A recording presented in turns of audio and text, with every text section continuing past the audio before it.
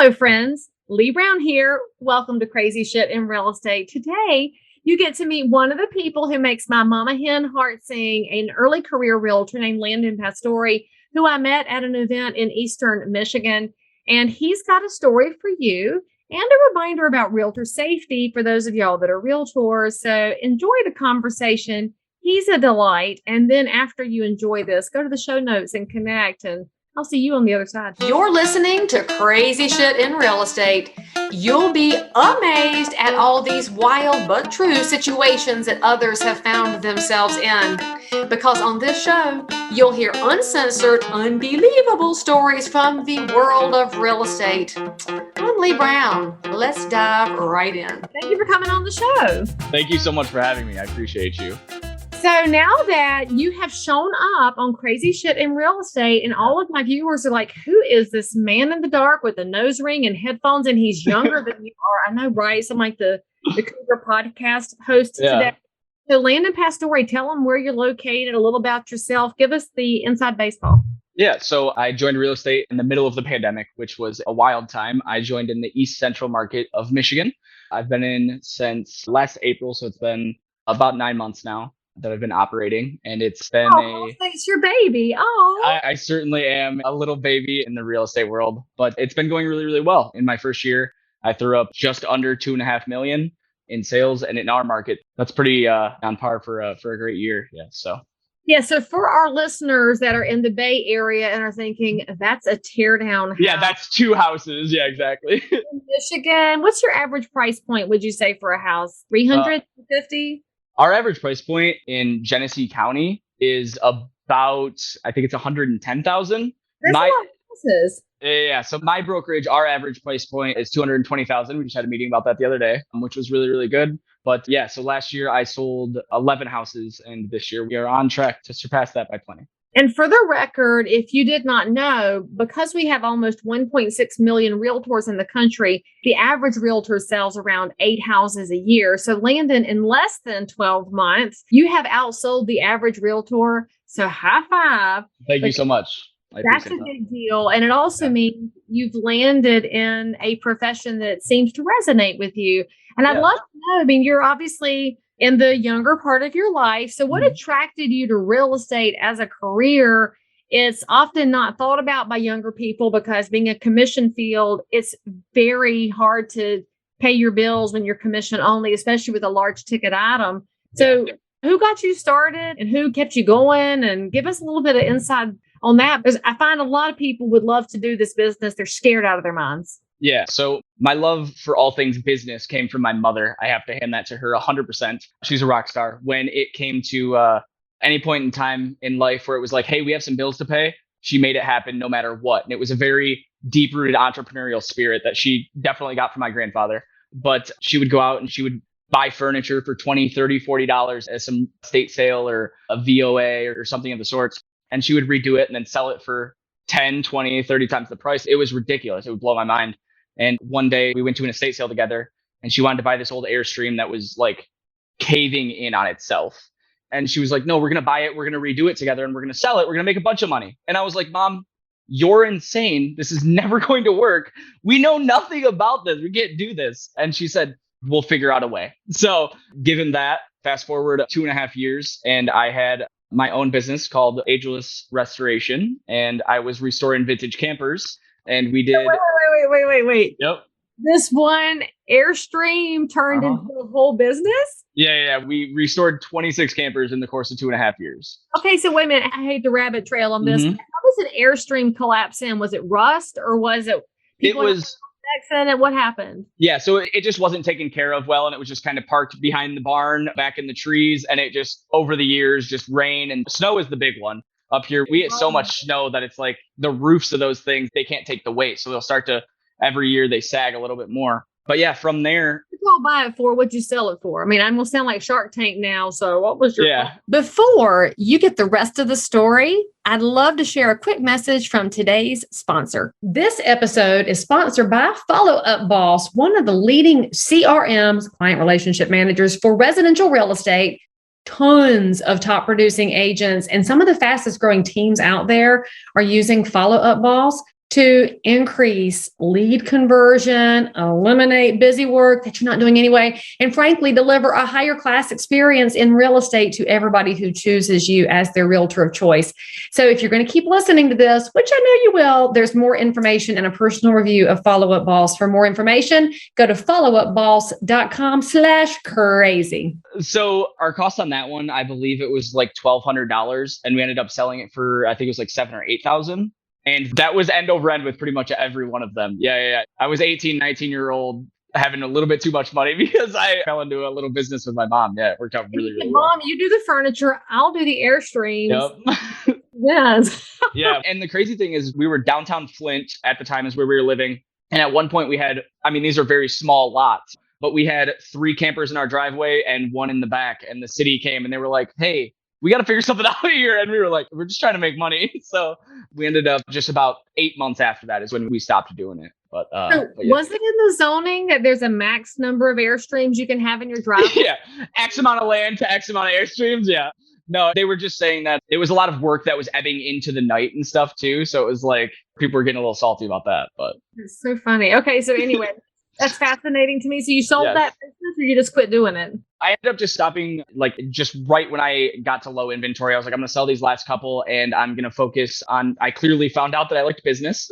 And at that point, I enrolled in a community college that was stone's throw away from my house. It's called Mott Community College. I owe everything to Mott. Mott is wonderful. And I ended up, they have a great program. It's a program with a college called Northwood. And it's a business program where you do 3 years here, 1 year here. I went for marketing and I loved it. And I still love marketing. And in my time, I was trying to figure out what I wanted to do. And business savvy wise, my brother is a car salesman and a very good one at that. Oh. Yeah. So he was always like, hey, sales, come on, let's do this. Let's make big boy money. Come on, you're ready. And I just didn't want the car salesman lifestyle where it's 60, 70 hours a week. You get Sundays off and that's it. Yeah, it's a lot. Real estate where you work 80 to 90 hours. Exactly. Yeah. I don't want the 50 or 60. I'm going to be an entrepreneur. Hello, 100 hours a week. Yeah, exactly. But yes. So with that, I did actually go there and work for a little while, but the cubicle lifestyle was not for me. I just couldn't do it. And this just works well with my personality because I love talking to people. I was in hospitalities for a very long time too. I served for a long time, which to me is like the number one thing for sales. I feel like everybody should do 100%. That before. Most realtors do that at some point in their life and you learn to manage the general public. Yeah, it's just really easy to be able to bounce back from 1, rejections, 2, from just like everyday conversation. Like you can work a conversation just in a way better manner when you've talked to a couple thousand tables in the course of a year or 2. But yeah, so from there, I decided that I had to figure something out that was kind of a combination of office and business lifestyle, but also enough where I could hang out with people and talk to people. And one day in the middle of the pandemic, me and my wife were sitting at the table trying to figure things out. And she works for herself too. So it's kind of like, we were like, hey, we got to figure a thing out here. And she said, why don't you just do real estate? You've talked about it before. Just do it. And so that night she went to bed because she had some things she had to do the next day. And I stayed up until probably 4 or 5 in the morning. I enrolled in that real estate class that we all know so well and just started blasting through it until early hours in the morning. And that was that. Do you know what I've picked up here in just this couple of minutes is, the Nike slogan is just do it. Yeah. So often we look at that slogan and we think it's telling us that we need to tell ourselves to just do it. And what I'm hearing from you is your mom said, just do it. Your brother said, just do it. Your wife said, just do it. And so you've got this amazing cadre of people around you. They're 100%. Like, oh, Landon, let's go. And how impactful is that? Because we can only push ourselves so far if somebody's not there to say, I got you. Let's go. Yeah. And realistically, when you look at it from like a mental health standpoint, sometimes it's like you can be very down on yourself. And it's like you can fall into this place of like, I'm not good enough. I can't do that. I don't have the power to do that. But then when that support system around you kind of lifts you up, it lifts that chin a little bit and you're able to kind of be like, okay, well, I can do this and I'm going to do this and I'm going to do it well. And that enables you to have the next conversation, the next friend who becomes the next client. So you got your license and you dove into real estate. Now, of course, the premise of the show is the crazy shit in real estate. Yes. Nobody ever knows what to expect. Frankly, I don't ever know what to expect when I do my podcast, which is why I don't do pre-interview conversations because I don't want to have my fun spoiled. So I'd love to know in the first few minutes of what is surely going to be a long-lasting professional life for you. What's the craziest moment you've encountered when you got home and you're like, you are never going to believe this? My shell shock moment that I've had so far was I had these two clients. They were young like me. We're in our mid 20s, and they're first time home buyers. And those first time home buyers were very excited. I love working with first time home buyers. I found out very quickly. It's very easy to relate to them, given that this is my first home that I've ever bought. And we've been here 2 years now. So it's not that far off as far as being able to relate. And it's super fun to be able to see them just say, hey, I've had this dog for 2 years and they've never enjoyed a yard. And then being able to, that's the one that like one time really like kind of broke my heart. They had two dogs and they were like, yeah, they have a yard now. And they sent me pictures and videos and these dogs are just so excited. But I digress. First time home buyers, that's what your generation says, right? All the feels. Yes, indeed. All the feels. But yeah, so I had these first time home buyers that were super excited. We put in an offer and we thought like guaranteed. The realtor was like hyping us up like, hey, we think it's going to be you. We have a couple other offers, but you guys feel like the best. It's conventional offer. It's 10 over asking. We're in a pretty good spot here. And then last minute, some people came in and went just over top of us. Of course, you know how this market is. And some guy from California sending all of his money here for a rental, you know? Oh, no. Not the Californians. Hey, if they've got the money, they can spend it. Yeah, kind of. You're killing us slowly. No, but we ended up losing that one, it was definitely a heartbreak. They were very excited about it. They're already in their head, picking out furniture, picking out colors. Yeah. So we went back to the drawing board. And from there, it was like, we were right away in a really good spot. And it was just downhill. We ended up seeing in the course of the next probably 2 weeks, I think we saw 15 to 20 houses and they put in an offer on 2 more of them and they still just not going their way. Yeah, it can be really hard. And given that situation, I mean, it was almost one and done. And then it's now a domino effect of just falling down and down. But we ended up finding this house that they really liked in a neighboring town nearby here, Grand Blanc. It's a really nice area. And we found this cute house right at the end of a subdivision. It was the first house in the neighborhood. And we go there. We had seen 2 houses this day already. So we show up here and I was like wondering where they're at. I look around and I see them in the backyard already. And I was like, oh, okay. And I then came to find out that there was 2 driveways. So there's one from the subdivision that hooks to the back. And then there's the one in the front from the main road. And the way that they are kind of like around the house a little bit, there was a garage on the back. So it was like a pull through. So it was actually a nice little feeture. And house and lot was a pass through, like. Yeah. So it was like, yeah. So you could pull in this driveway through the garage and then out through the front. So it was definitely a unique feature, but for them, they entertain a lot. So it was like they could have their driveway and then all of their friends that come over, then they can use the other one. So that was a feature that they liked. They liked the yard and we're like, okay, well, let's go inside. So we walk in and I flip the light switch and immediately we hear like this pop noise. And we go, that was weird. And I take another step into the hallway. I'm trying to get a couple steps ahead of them to, start hitting lights and stuff to show them how pretty the house is. And I hit the hallway light and then the kitchen light almost at the same time. And it goes pop, pop. What is going on here? And it was from this closet, just like maybe 3 or 4 feet away. So I open it and the breaker box is in there, but it does not have it's a shell of a breaker box. So it's got like the sides, no front, and all of the boxes are just sitting in there. All of like the actual breakers themselves. And every time that you would flick one, they would pop out of place and it would have like a little spark. And we were like, what is happening here? Like it's to code. Yeah. So I'm trying so desperately to keep my clients happy. And I'm like, oh, we have an electrician. We can figure something out. Of course, we'll be able to find something. It's fine. And they're like, okay, well, an electrician, maybe a couple grand. We'll figure it out and we can tuck that away. Let's look at the rest of the house. Okay, well, let's continue forward. And we walk into that kitchen that I'd already turned the light on and we look over at the sink. And there was, I don't know if you know anybody that smokes in their house, but a lot of people do it at their sink. And there was 5 cigarettes stacked at the side of the sink and the window was cracked open like just a little bit. I was like, what is like stacked, like perched on the edge so the ash would fall in the sink like that? Yeah. So like already smoked cigarettes down to pretty much the filter and they're just sitting there lined up and there was some ash in the sink and the window was just barely cracked open. And so I was like, okay, well, that's peculiar, but whatever. Some people don't clean the house all the way for, it happens every once in a while. So we keep walking through and we're talking about cabinets and countertops and this is what they like. This is what they don't like. And so we continue through the dining room, which was attached to the side. It was a separate room. So we walk in there, turn on the light switch, pop, and It became kind of like a comedic reference. Like every time we walked into a room, it was just like, and yep, there it is. So we walk into that room and it just gets a little bit more confusing because this house is vacant, and to our knowledge, it's vacant, but there's like a couple little pieces of furniture. So like there's a table and there's a vase or something on the counter. And when we walk in there, the table that's sitting there doesn't have any chairs at it, but it does have 340s that are on the table. One of them is like tilted over, a little puddle next to it. And I go, okay, well, maybe there were some contractors here recently and maybe they were having a couple of drinks while they were working. I'm not going to judge. That's totally fine. And we continue then to the living room. And I'm like, dude, this is not going to be the house now because this is just going right down the drain. We walk into there and there's this beautiful white painted brick fireplace. And they were super excited about it. They loved the look of it, floor to ceiling. And they're like, oh, we could put our TV would fit perfect right there. And the couch would be perfect right here. And they're already now designing. And I was like, okay, maybe we're good here. And so they start to like the house still. And then we walk into the living room. And when we walk into the living room, there's this old beat up couch in there. And it has a sheet over it, a comforter, and a pillow, but all of them look a little raggedy and out of place.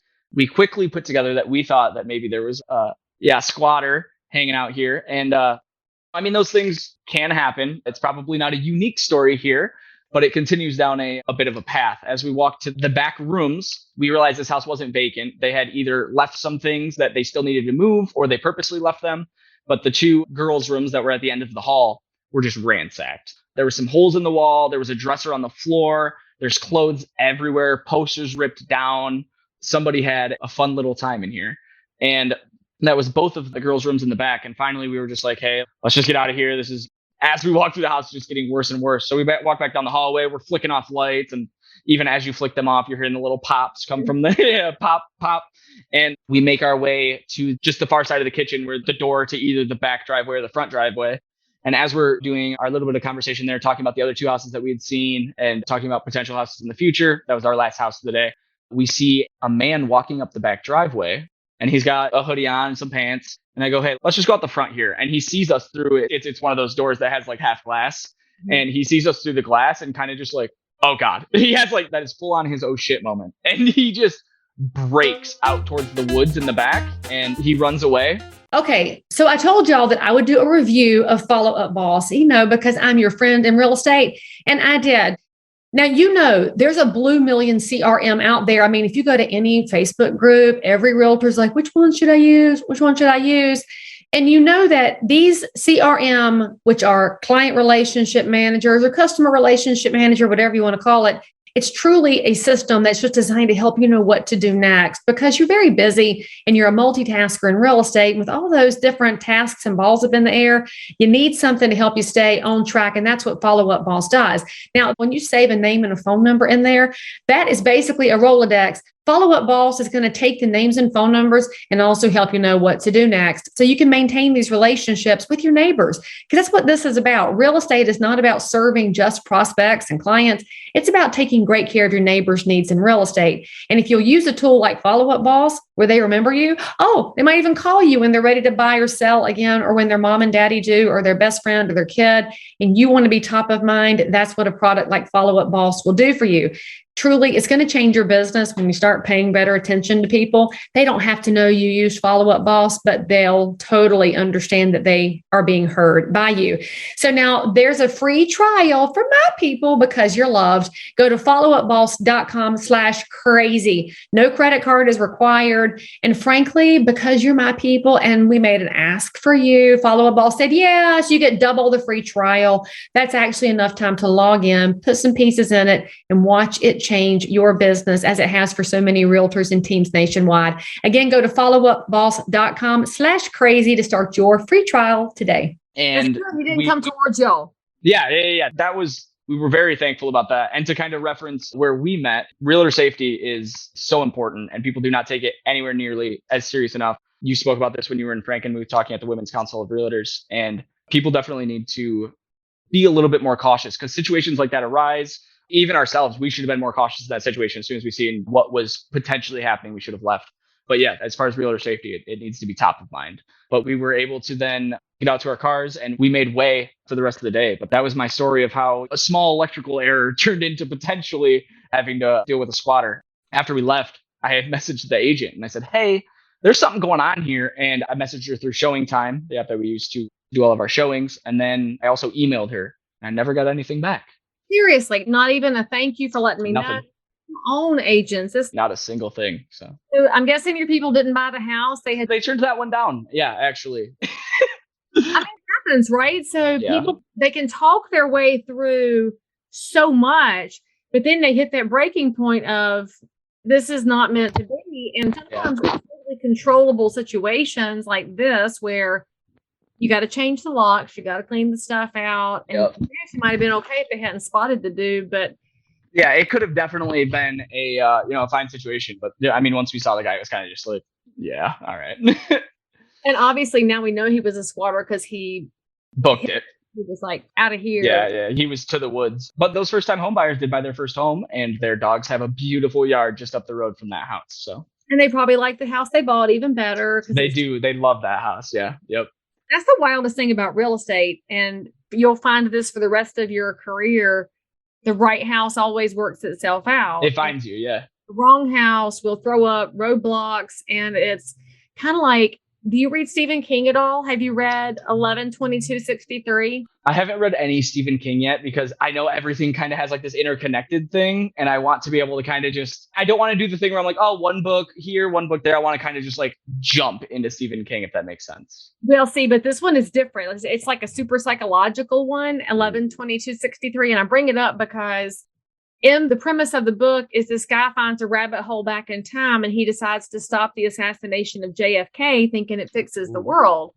But in the book, you find out history doesn't want to be changed. And so roadblocks come up. And so whenever I look at a house situation like you're describing with your buyers, roadblocks crop up because that wasn't their house. Precisely. And they had to go somewhere else. But let's talk about realtor safety for a second, because I find our clients don't understand the risk of walking into somebody's home. We as realtors don't think about it, and then we seldom explain it to the public. Like we talk about it amongst ourselves sometimes, but it's a responsibility of us to tell our clients, hey, we're going in a vacant house today, so watch your six, I've got your six, and here's how we're going to operate. And if we see something sketch, we should head for it, and I'll call somebody. 100%. Has that experience changed how you set up walking into a house with your buyers to have them think differently when they walk in? Do you leave more sooner now if you spot something that feels off? Yeah. So one of the biggest things that was kind of like a weird turning point for me was when we hit winter. It gets dark here so early in the winter. I mean, you're looking at sunset at like 5:15 at like our early nights.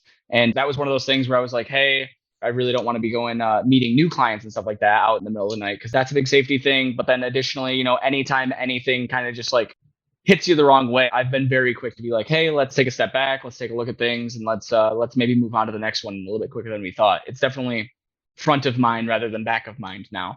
Oh, I like that, because intuition does matter. And we, all of us as humans, should listen when we have that little gut feeling so that we can stay safe. But as realtors, we want to make sure we're keeping our clients as safe as we can, knowing that we're in an inherently dangerous business that HGTV makes it look easy, and it's not easy. It's this beautiful, pretty thing. Yeah. And sometimes it's like, hey, we got to worry about people's safety. Things do happen, and things have happened. So that's kind of the reference point there. So.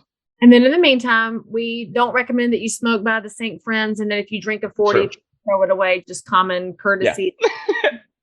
So Landon, if somebody wants to meet a very enterprising, successful early career realtor in Michigan, how can they best find you? You can best find me either on my Instagram at Landon Pastori. That's Pastori. I'm at the Brokaw Group in Davison. You can find me there anytime, or you can reach out to me through email, landon@brokawgroup.com.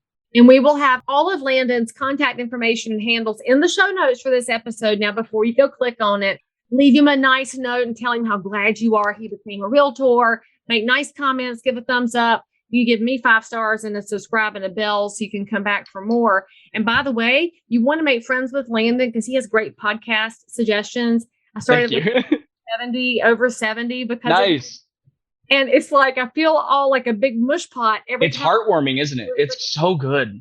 Good. It's so good. It's incredible. And now I'm sad because he's done recording them. So he better do something else cool. Yeah. A lot of old episodes. He's such a great host. And like the way he talks, he's incredible. He's so well, good. I like his dad a whole bunch too. Yeah. His dad. So we'll also include a link to the podcast that Landon suggested to me that I'm suggesting to you, because just like we get our best clients in real estate through word of mouth, so do you get great podcast and book suggestions. So if you have a friend buying or selling in Michigan, call Landon. Just because he's early career doesn't mean he's not hustling and doing a great job. And by the way, extra high five to your wife, your brother, and your mom, and also your grandparents for giving you the support to get you going. So thank you for coming on the show and for sharing a reminder for us about realtor safety. And I really am not thirsty for a 40 now. So thanks for that too. Of course. Absolutely. Thank you so much for having me. I appreciate it. Thank you so much. All right, guys, we'll see you around these parts next time. Okay, now don't forget to go try Follow Up Boss so that your business can continue to expand in professionalism, and then you can meet some more crazy people yourself. I really appreciate Follow Up Boss sponsoring this episode, but mainly I appreciate them for giving y'all double the free trial time with no credit card required. So make sure you go to followupboss.com/crazy and then let me know what you think. I'll see you guys next time. As always, I'm so super thrilled that you joined in for more crazy shit. And if you're a realtor, investor, inspector, lender, or just a regular human being who happens to have an unbelievable story that you need to tell the world about, or frankly, you just need to one-up the story you just heard, then make sure to DM me on Instagram at Leigh Thomas Brown, or tweet me at Leigh Brown, or frankly, any social network where you hang out. I'm there. And if you had some fun, then you totally want to subscribe so you don't miss out on any future episodes.